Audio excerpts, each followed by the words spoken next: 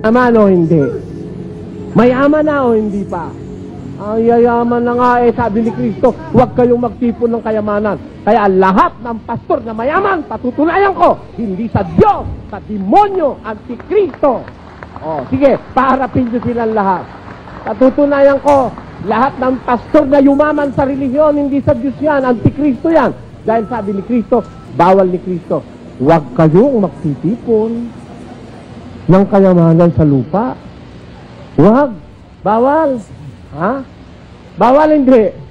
O sila, may tipon o wala? Meron, nakamansyon eh. O, nakamansyon. Ang relihiyon hindi instrumento ng pagpapayaman.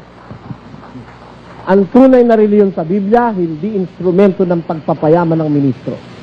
Iya'y sakripisyo ng ministro, sakripisyo ng miyembro sa pagsunod. Naniniwala kasi ko sa bawal ni Kristo. Huwag kayong magtitipon ng kayamanan sa lupa, na sinisira ng tanga at hinuhukay ng magnanakaw. Oh, bakit?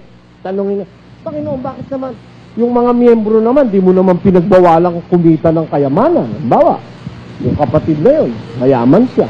Hindi naman bawal siyang magtipon eh. Ang totoo nga, may mga kapatid kami dito, mayayaman eh. Hanggang ngayon, ipon na ipon ng kayamanan eh. Ni ayaw yatang bawasan eh. Di ba? Hanggang ngayon, ipon na ipon.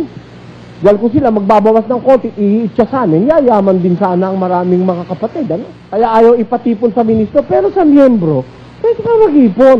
Ba't ayaw ng Diyos mag-ipon ng ministro? Basa, sapagkat sino may hindi makapaglilingkod sa dalawang Panginoon, sapagkat kapopootan niya ang isa at iibigin ang ikalawa, o kaya'y magtatapat siya sa isa at pawawalang halaga ang ikalawa. Hindi kayo makapaglilingkod sa Diyos at sa mga kayamanan. Kaya pala ayaw pagtipudin ng kayamanan eh.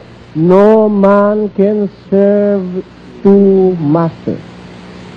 Walang makapaglilingkod sa dalawang Panginoon, sapagkat iibigin niya ang isa, kapopootan niya ikalawa, o kaya'y pahalagahan niya ang isa, pawawalang halagahan niya yung ikalawa. Hindi kayo maaaring maglingkod sa Diyos at sa mga kayamanan. Kaya pala bawal magpayaman ng ministro eh. Hindi mo mahaharap yung ukol sa Diyos eh. Tingnan ninyo, lahat ng ministrong mayaman, bobo sa Biblia. Bobo. Bobo. Ginagarantiyan ko, bobo.